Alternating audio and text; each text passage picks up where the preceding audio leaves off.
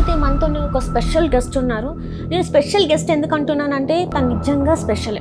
ఒక ట్రాన్స్జెండర్, తను ఒక ఆర్టిస్ట్, తను ఒక సింగర్, ఇదని చెప్పడానికి లేదు. సో తనే మన చంద్రముఖి గారు.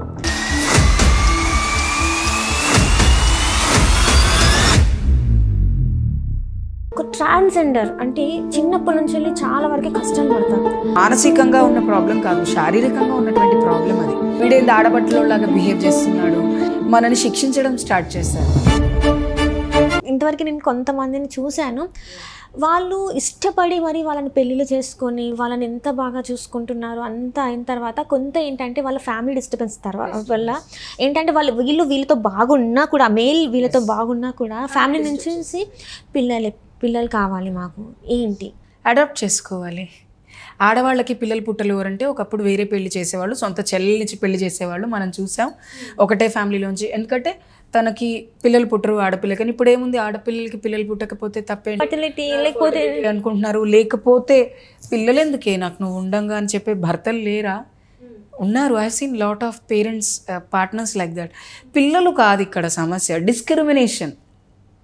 ఆడా మగ కానీ ఒక తేడాగాని పెళ్లి చేసుకున్నాడు నా కొడుకు అని సొసైటీ నన్ను నిందిస్తుంటే నేను దాన్ని యాక్సెప్ట్ చేయలేకపోతున్నాను, కాబట్టి వాళ్ళని విడతీస్తా. తప్పేముందిరా? ఇప్పుడు నేనే ఉన్నాను, నా కొడుకు ఒక ట్రాన్స్ని పెళ్లి చేసి తప్పేముంది? వాళ్ళ మధ్య ప్రేమ. Love doesn't have gender. ప్రేమకి జెండర్ ఎప్పుడూ ఉండదు. ఇప్పుడు మనం కొంతమంది అన్కండిషనల్గా కొన్ని పెట్స్ని కూడా లవ్ చేస్తాం. People will never go for the relationship because of that pets also. అది అండ్ కొంతమంది దేవుణ్ణి ప్రేమిస్తారు, నాకు దేవుడే అన్నీ అనుకుంటారు, అది కూడా ప్రేమే. లవ్కి జెండర్కి సంబంధం లేదు.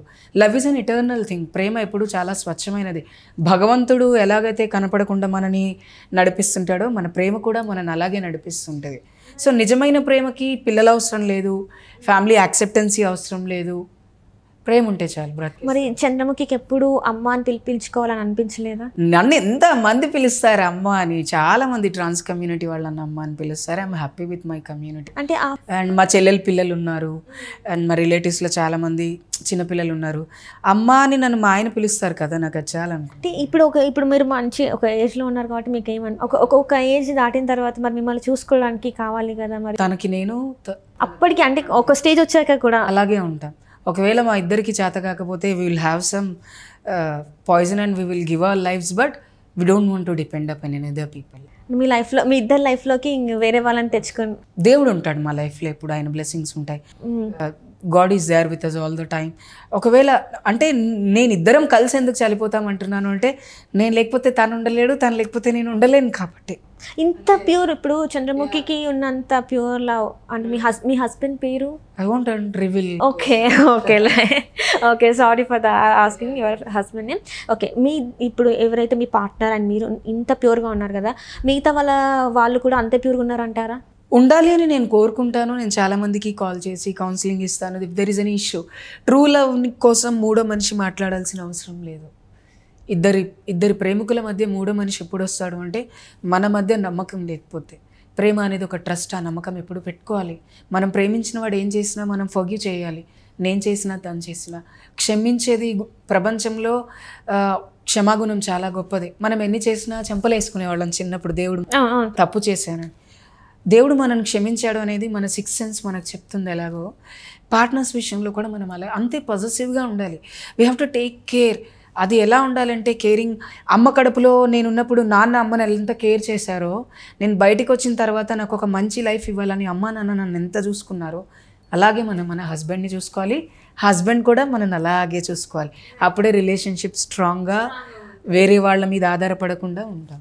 లైక్ అంటే ఇప్పుడు నేను కొంతమంది ఉన్నారు మన హైదరాబాద్లోనే, కొంతమంది పెళ్ళిళ్ళు చేసుకున్న తర్వాత వాళ్ళు బాధపడడం కాదు, అది వాళ్ళు సూసైడ్ చేసుకున్నారా లేకపోతే వీళ్ళు వాళ్ళని చంపేశారా అనేది తెలీదు.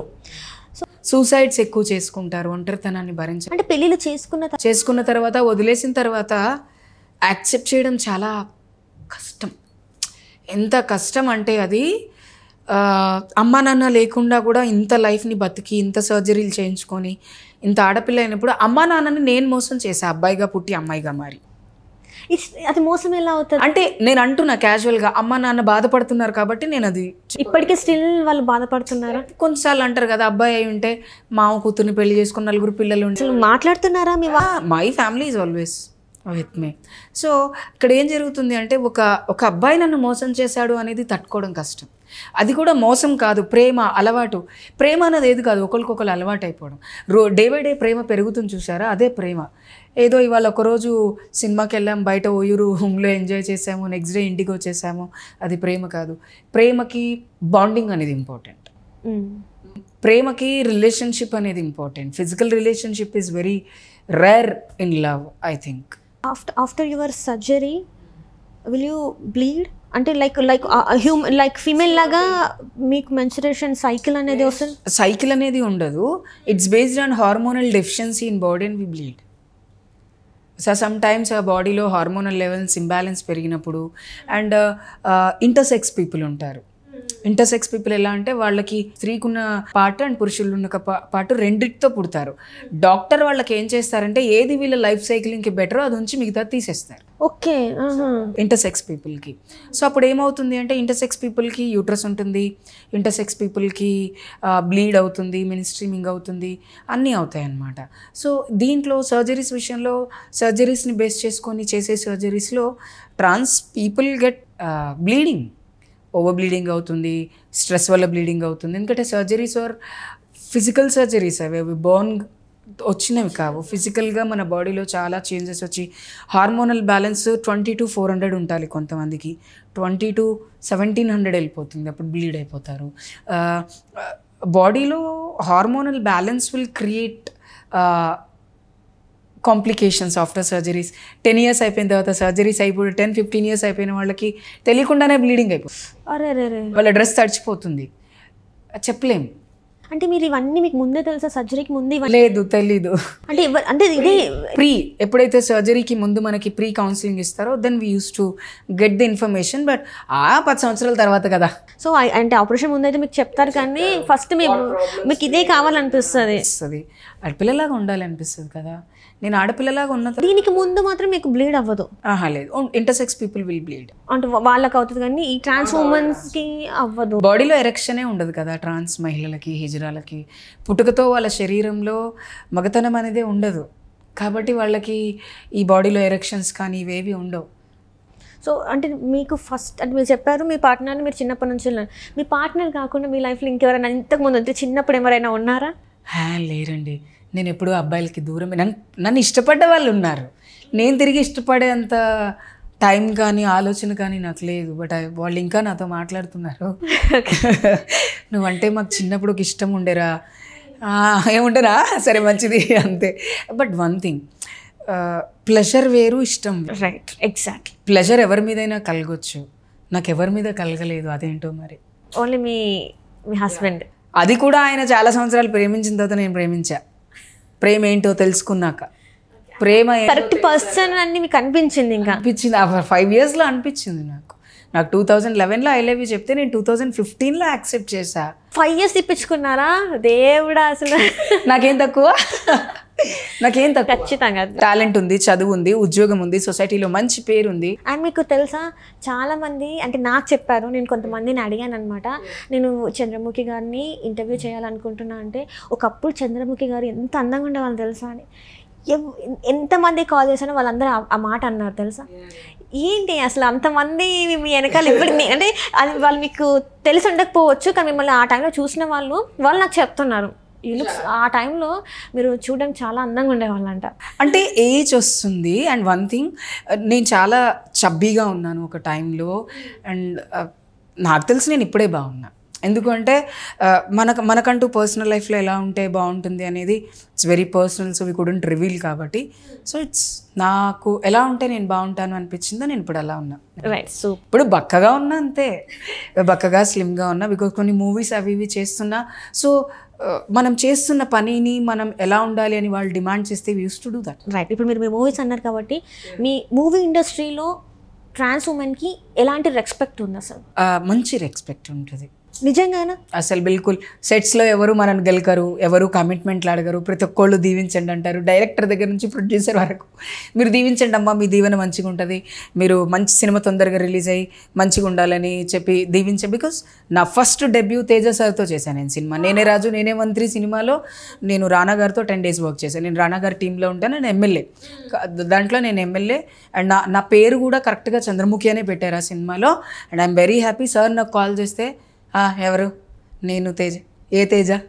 ఎంత రూడ్గా మాట్లాడారు. నేను స్టూడియోకి వస్తామంటే స్టూడియో లోపలికి మమ్మల్ని రానివ్వరు అన్నా నేను 2016లో. నేను స్టూడియో బయటకు వచ్చి నేను తీసుకొని వెళ్తాను రా అన్నారు. ఆడిషన్ కాదు, just he want to talk. అంటే ఇదంతా ఆడిషన్ కోసం, ఆడిషన్కి ముందు కాల్? ఆడిషనే లేదు నాకు, డైరెక్ట్గా నాకు నువ్వు ఈ క్యారెక్టర్ చేస్తున్నావు అంతే అన్నారు. అంతే, నాకు ఇంకేం చెప్పలేదు. Because I'm classical dancer. Sir నా ఇంటర్వ్యూస్ చూసి నన్ను పిలిచారు యూట్యూబ్లో. ఇన్ని అసలు మల్టీ టాలెంటెడ్ కదా అసలు. పిలిచారు సినిమా చేసేటప్పుడు, చంద్రముఖి నువ్వు ఏడవగలవా అని అడిగారు. మీరున్నారు కదా సార్ చెప్పడానికి అని అన్నా. Fine, you are in my movie, sign చేసేసి షూట్ ఉన్నప్పుడు నీకు మేనేజర్ గారు కాల్ చేశారు. మేనేజర్ రాజు అని ఉండేవాళ్ళు, సురేష్ ప్రొడక్షన్స్లో చాలా ఇయర్స్ నుంచి ఉన్నారు. Very very very very very good manager. ఆయన ఇప్పుడు లేరు, కరోనాలో. అయ్యో. అమ్మా తల్లి ఎక్కడున్నావు అమ్మా, షూటింగ్ ఉంది అనంతపూర్కి, సాయంత్రం టికెట్స్ అవి వచ్చేస్తాయి, బయలుదేరుతున్నావు కదా? బయలుదేరుతున్నాను బాబాయ్ అని పిలిచేదాన్ని. ఆ సినిమా అయిపోయిన తర్వాత నేను వరుసగా ఒక 4-5 సినిమాలు చేశాను. ది బాయ్ అని, డిగ్రీ కాలేజ్ అని. ఇప్పుడు రీసెంట్గా ఐ బీన్ పీపుల్స్ మీడియాలో ఒక సినిమా చేశాను, వైజయంతి బ్యానర్లో ఒక సినిమా చేశాను, అండ్ నెట్ఫ్లిక్స్ ఓటీటీలో ఒక సినిమా చేస్తున్నాను. నాకు మూవీస్ ఈజ్ లైక్ ఒక employment source for community. Super కదా అసలు. అంటే మిమ్మల్ని చూసి, అంటే మిమ్మల్ని ఫాలో అయ్యే వాళ్ళు ఎవరైతే ఉన్నారో, మీ నెక్స్ట్ జనరేషనే కావచ్చు, నెక్స్ట్ వాళ్ళు. బట్ ద ప్రాబ్లమ్ ఏంటి అంటే వాళ్ళు కంఫర్టబుల్ విత్ మీ మోర్. నేను ఒక్కొక్కసారి ఏదైనా సినిమాకి వేరే వాళ్ళని రిఫర్ చేస్తే, make your date and time Chandra please, నాకు నువ్వే కావాలి, వేరే వద్దు. అంటే చెప్తున్నాను కదా, ఈ భయం అంటే ఎలా బిహేవ్ చేస్తా, ఎలా బిహేవ్ చేస్తా. లిటరల్లీ నేను ఒక పెద్ద స్టార్ మూవీ చేశాను. ఇలాగా నా ముందు ఒక చాలా పెద్ద స్టార్, ఇంటర్నేషనల్ స్టార్ దీపికా పడుకునే గారు నించొని ఉన్నారు. నేను కల్కి చేసినప్పుడు ఇక్కడ శోభన గారు ఉన్నారు, ఇక్కడ అమితాబ్ బచ్చన్ గారు ఉన్నారు. కల్కిలో మీరు ఉన్నారు? ఎక్కడ అంటే నేను కల్కిలో ఐ బీన్ పార్ట్ ఆఫ్ కల్కి, but I don't have dialogues. I been part of కల్కిలో చేశాను. There is a scene when Deepika garu వస్తారు, ఒక పెద్ద స్టార్ ఉంటుంది అక్కడ. వర్షం సీన్లో నేను ఒక 4 days వర్క్ చేశా. వైజయంతి బ్యానర్ వాళ్ళు నాకు మెయిల్ చేశారు, లైక్ ప్రోటోకాల్ ఉంటుంది కదా, వాళ్ళకి కూడా ఆర్టిస్ట్ని ఎలా తీసుకోవాలో అసిస్టెంట్స్ నన్ను కాంటాక్ట్ అయ్యారు. I was for 4 days or 7 days shoot చేశాను. దీపిక గారిని నేను రోజు చూస్తుండే. ఓకే, ఎప్పుడైనా మాట్లాడారా? మాట్లాడే అవకాశం రాలేదు, బికాజ్ నాకు ఐకానిక్ స్టార్ తను. Just good morning ma'am, good afternoon, good evening అంతే. ఎందుకంటే వాళ్ళు ఎవరితో మాట్లాడరు, వాళ్ళు వచ్చిన పని చూసుకొని వెళ్ళిపోతారు. మిగతా వాళ్ళు మరి ప్రభాస్ గారిని కలిసారు? లేదు, ఆయన లేరు, సెట్లోనే లేరు ఆయన. అమితాబ్ బచ్చన్ సార్ గారితో ఒక సీన్ చేసినప్పుడు it was a night scene. నేను అందులో ఒక సన్యాసి పాత్ర నాది. సో నేను ఒక సన్యాసి పాత్రలో ఉన్నాను కాబట్టి ఆ డ్రెస్, ఆ మేకోవర్ అంతా చాలా డిఫరెంట్గా ఉంది నాకు.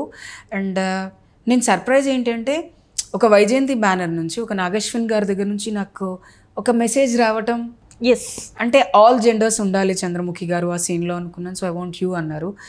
సినిమా తీయటం వేరు, ఎడిటింగ్లో మనం వెళ్ళిపోవటం కూడా వేరుంటుంది. కానీ మీరు ఉన్నారు. నేనున్నాను, నేను ఇంకా మూవీ చూడలేదు, నాకు టైం లేక నేను వెళ్ళలేదు. వన్స్ వేసి నేను ఎక్కడున్నానో ఆ క్లిప్ని నేను క్లిక్ చేసి సోషల్ మీడియాలో పెడతా ఐ నేనని. సో ఐ డిడ్ కల్కి ఆల్సో. ఇప్పుడు కల్కి తర్వాత మళ్ళీ I did in People's Media ఒక ప్రాజెక్ట్ చేస్తున్నాను. టీజర్ రిలీజ్ అయింది. I don't want to name because మాకు ఒక కండిషన్స్ ఉంటాయి వద్దు అని. అండ్ నేను నెట్ఫ్లిక్స్లో ఓటీటీ కూడా 8 series ఉన్నాయి, అది కూడా నేను చేస్తున్నాను. మాకేంటి అంటే రిలీజ్ అయ్యేంత వరకు చెప్పకూడదు కాబట్టి చెప్పట్లేదు. నెక్స్ట్ ఇంటర్వ్యూలో ఖచ్చితంగా అవన్నీ రివీల్ చేసేసి మీ డైలాగ్స్ కూడా అప్పుడు మీరే పిలుస్తారు. సూపర్ హిట్ మూవీలో చంద్రముఖి గారు ఏంటి మీరు ఇంత పెద్ద డైలాగులు చెప్పారేంటి, ఇంత ఎమోషనల్ డైలాగ్స్ అన్ని అని. Because I'm playing a trans women role in the movie. Super. అంటే ఇప్పుడు ఇన్ని చేస్తున్న ఒక చంద్రముఖి గారు అసలు ట్రాన్స్ ఉమెన్స్ కమ్యూనిటీకి ఏం, అంటే this is my last question, అసలు ఏం కావాలనుకుంటున్నారు ఈ సొసైటీ నుంచి? కాకపోతే స్త్రీలు పురుషుల్లాగా అంతే గౌరవంగా ట్రాన్స్ మహిళలు కూడా బతకాలి. ఎవ్వరూ అడుక్కోకూడదు, ఎవరు సెక్స్ వర్క్ అంటే it's based on family problems మాత్రమే అని నేను అంటాను. ఒకవేళ నాకు ఉద్యోగం ఉండి కూడా మా అమ్మకి నేను రేపు 7 లక్షలు హాస్పిటల్లో పే చేయాలి, షీ సఫరింగ్ విత్ సమ్ ఏదైనా అనుకున్నప్పుడు నాకు వేరే ఆప్షన్ ఉండదు. ఎందుకంటే ఇది చేసిన వర్కే, నేను సెక్స్ వర్క్ కాబట్టి నేను చేసి ఎక్కువ డబ్బులు సంపాదించుకొని మా అమ్మకి ట్రీట్మెంట్ చేపిస్తానేమో, ఓపెన్గా చెప్తుంది అనేది. సో నాకేంటి అంటే తెలంగాణ రాష్ట్రంలో ఉన్న 46,000 మంది ట్రాన్స్ ఉమెన్స్లో 30,000 మంది అందరూ యంగ్స్టర్సే ఉన్నారు. ఓకే, 30,000 మంది. ఎవరైతే యంగ్స్టర్స్ లేరు, ఎవరైతే ఏజ్ ఉన్నారో వాళ్ళకి పెన్షన్ ఇవ్వండి, రేషన్ కార్డు ఇవ్వండి, వాళ్ళకి పెన్షన్ ఇవ్వండి, రేషన్ కార్డు ఇవ్వండి, ఇంట్లోనే కూర్చొని ఏదైనా పనులు చేసుకునే చేనేత కార్యక్రమాల ట్రైనింగ్ ఇవ్వండి, వాళ్ళకు ఉపాధి స్కిల్ డెవలప్మెంట్ కార్యక్రమం ఏమైనా చేసి వాళ్ళకి. ఇప్పుడు నీకు ఒక 45 years ఉన్నాయి, నువ్వు జాబ్ చేయలేవు, నీకు ఒక కిరాణా షాప్ పెట్టించవచ్చు కదా సబ్సిడీలో, నేను గవర్నమెంట్ ఇస్తే అది చేసుకొని బ్రతుకుతారు. సో అలా ప్రతి ఒక్కళ్ళు ఏదో ఒక ఉద్యోగం చేసుకొని బ్రతకాలి అనేది నా కోరిక. అండ్ నేను ప్రభుత్వాన్ని కోరుకునేది అదే, కమ్యూనిటీని కూడా కోరుకునేది అదే. నేను ఒక్కదాన్నే కాదు, నాతో పాటు చాలామంది పనిచేస్తుంటారు కమ్యూనిటీ వెల్ఫేర్ కోసం. సో మేమందరము కలిసి కమ్యూనిటీని ఒక మంచి గౌరవప్రదమైన ఒక పొజిషన్లో చూడాలి అనుకుంటున్నాను. రైట్ అండి. దానికోసమే నేను స్ట్రగుల్ చేస్తున్నా. Still my last breath I work for my community. Super super. So ఇంతమంది కోసం మీరు ఒక్క నిలబడి ఫైట్ చేయడం అంటే మామూలు విషయం కాదు. అండ్ మీరు ఇంతే స్ట్రాంగ్గా మీ వాళ్ళ కోసం, అందరి కోసం ఫైట్ చేయాలని చెప్పి మనస్ఫూర్తి కోరుకుంటా. అండ్ అలాగే మీరు ఇంకా చాలా మూవీస్ చేయాలి, చాలా బాగా సంపాదించాలి, అండ్ మీరు అన్నిటికీ కూడా స్ట్రాంగ్గా నిల్చోవాలని మనస్ఫూర్తి